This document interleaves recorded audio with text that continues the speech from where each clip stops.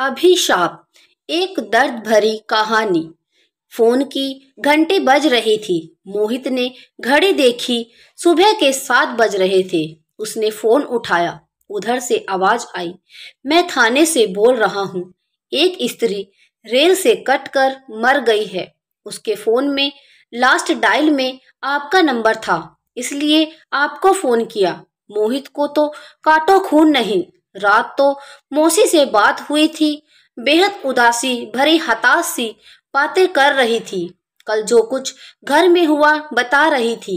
आवाज में भी बहुत कमजोरी थी, लेकिन वो थका हुआ था। उसने कह दिया, मौसी कल शाम घर आकर विस्तार से बात करूंगा। पर अब तो जल्दी से थाने भागा। लाश मोचरी में रखी हुई थी। उसने मौसा जी को फोन किया, जो बिजली विभाग के कार्यकर्ता थे। 2 साल पहले ही रिटायर हुए हैं। मौसा जी को तो लगा उसकी बात सुनकर सांप सा ही सूंघ गया। मैं आता हूँ कहकर उन्होंने फोन काट दिया। मोहित सामने पड़ी बेंच पर बैठ गया। उसकी आंखों से आंसू बहने लगे। मौसी माँ की लाडली बहन थी। उनसे 6 साल छोटी थी। मोहित भी मौसी के दिल के बहुत करीब था। सोच में डूब गया मोहित। माँ बताया करती थी, जब उनके जन्म के बाद मौसी पैदा हुई तो सबको खल गई, क्योंकि सबको लड़का चाहिए था। उनके होने से पहले लड़की जानकर कई गर्भपात करा दिए थे। उस पर इस बार लड़का होने की रिपोर्ट पर ही बच्चा पैदा किया गया, पर हुई लड़की। किसी को बर्दाश्त ही नहीं हुआ। कोहराम सा मच गया। कोई सगुन नहीं हुआ, बस मातम ही हुआ। उन्हें कभी कोई प्यार माँ बाबूजी का नहीं मिला, बल्कि छोटी छोटी गलतियों पर पिटाई होती थी। माँ पहला बच्चा थी, इसलिए उन्हें सबका लाड मिला। बाद में कई गर्भपात के बाद छोटा भाई आने पर तो उनकी हालत और खराब हो गई। एक तरह से नौकरानी वाली ही हो गई।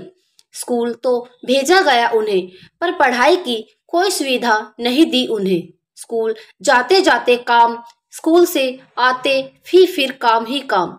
बस माँ ही बहुत प्यार करती थी उन्हें। माँ बताती थी, एक बार मौसी ने भूख लगने पर भाई के लिए रखा हुआ सेब खा लिया। फिर तो उनकी वो पिटाई हुई कि दुखी होकर मौसी ने गेहूं में रखी सल्फास की गोलियां खा ली। वो तो माँ ने देख लिया। पुलिस के डर के मारे जैसे तैसे उन्हें बचाया गया। माँ की शादी के बाद तो मौसी की हालत बदतर हो गई थी। 16 की उम्र में ही उनकी शादी भी कर दी गई, हमारे शहर में ही। पर यहाँ भी मौसी का दुर्भाग्य ने पीछा नहीं छोड़ा। तेज तर्रार सास और विधवा बहन का आज्ञाकारी बेटा और भाई निकला उनका पति।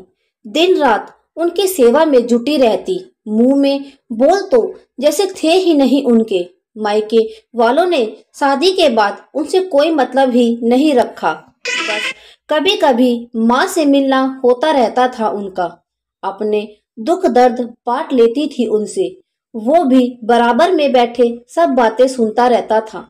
बात बहुत समझ तो नहीं आती थी, पर मौसी के आंसू उसे अच्छे नहीं लगते थे। अपने हाथों से उन्हें पोंछ देता था और मौसी उसे गले लगा लेती थी। उससे बहुत प्यार करती थी मौसी। माँ बताती है, एक बार जब फिर मौसी ने जुल्मों से तंग आकर जान देने की सोची, तो तभी उन्हें पता चला कि वो गर्भवती हैं। उस दिन से वो खुश रहने लगी। उन्हें यही लगने लगा था कि अब कोई उनका अपना आने वाला है, जो उनका उद्धार करेगा और समझेगा। और फिर रौनक उनके घर आया। 1 साल बाद ही रोशनी से उनकी दुनिया में चहचहाहट भर गई। सास की चिल्पो, पति का ककर्ष व्यवहार, ननंद की मनमानी उन्हें कभी भी बुरा नहीं लगता था। वो तो अपनी खुशी में मगन अब दूसरी दुनिया में ही रहने लगी थी। बच्चे पढ़ने में अच्छे निकले। लड़का बैंक अफसर और बेटी इंजीनियर बनी। बेटी की शादी उसके जॉब में आते ही कर दी थी। वो अपने घर में खुश थी। नौकरी और अपने ससुराल में व्यस्त। मौसी भी उसे कुछ बताकर दुखी नहीं करना चाहती थी। एक बहुत बड़ा झटका मौसी को तब लगा जब उनकी बड़ी बहन यानी उसकी माँ अचानक चल बसी। बहुत फूट फूट कर रोई थी वो। कहती थी, अब मैं अनाथ हो गई। वो तो खुद ही बिल्कुल टूट सा गया था, पर उसने मौसी को गले लगाकर कहा था, मैं हूं ना। उसने ही अपनी शादी में उन्हें फोन खरीद कर दिया था भेंट स्वरूप, ताकि जब चाहे उससे बात कर सके। उनके बेटे ने भी प्रेम विवाह किया। पति तो बिल्कुल भी तैयार नहीं थे। हालांकि उन्हें भी लड़की और उसका परिवार ठीक नहीं लगा। फिर भी बेटे की खुशी के लिए बड़े लाड प्यार से बहू घर पर लेकर आई, पर शायद यहाँ भी उनकी किस्मत दगा दे गई। बहू के पिताजी का कोई काम नहीं था, भाई भी आवारा था। वो तो हर वक्त घर में डेरा डाले रहते और बहू को चढ़ाते रहते। बहू को हर समय ठंडा बुखार। मौसी दिन रात काम करती रहती। बेटे से बात करने की कोशिश की तो बेटे का जवाब सुनकर वो चक्की रह गई। बोला, ये क्या माँ, आपको सबसे प्रॉब्लम रही।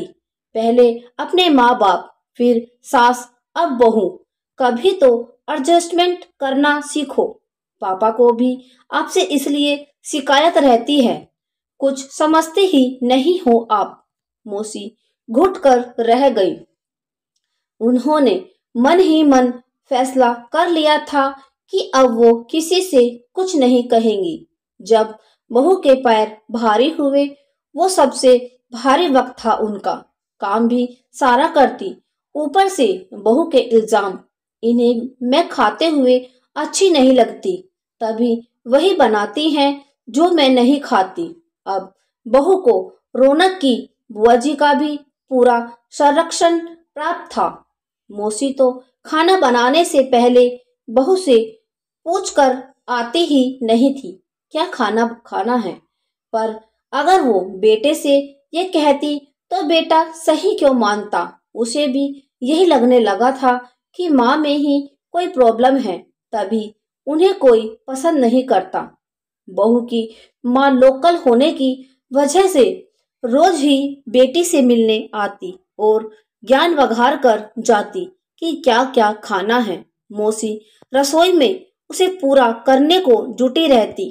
कभी जूस, कभी फल, कभी मेवा, कभी दूध। इसी बीच बेटे का भी ट्रांसफर हो गया। पति ने बैठक तक खुद को सीमित कर लिया। मौसी चुपचाप सबकी बातें सुनते हुए कामों में लगी रहती। पर जिस दिन दूध जैसा पोता घर आया, मौसी फिर निहाल हो गई। सब दुख भूल गई, सपने बुनने लगी। पर सपना तब टूटा जब बहू ने पोते को हाथ भी लगाने को मना कर दिया। अब बहू की माँ भी घर पर ही रहने लगी थी, बेटी की देखभाल के नाम पर सारा काम मौसी ही करती। मौसी का शरीर भी टूट गया था, इतना काम नहीं हो पा रहा था।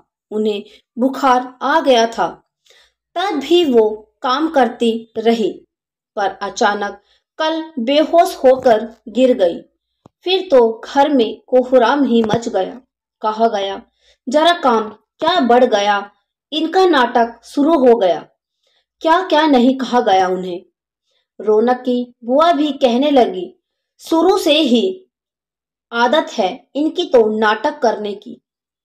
बहुत रोई मौसी, और कल रात मौसी उसे फोन करके यही सुना रही थी, पर उसने ठीक से पूरी बात नहीं सुनी। सोचा कल जाकर खुद मिल लेगा, पर शायद उन्होंने मन तभी बना लिया था। उनकी लाश लेकर घर आए तो सुना बहू, बुआ और उसकी माँ कह रही थी कि कुछ किया तो नहीं आज तक। रेल से कट कर बदनामी और दे गई, कुल का नाम बदनाम कर गई। घर के लिए बस एक अभिशाप ही रही। तो दोस्तों, यह कहानी आपको कैसी लगी कमेंट में जरूर बताइए। वीडियो को लाइक करें, शेयर करें और हमारे चैनल को सब्सक्राइब करें। Thank you.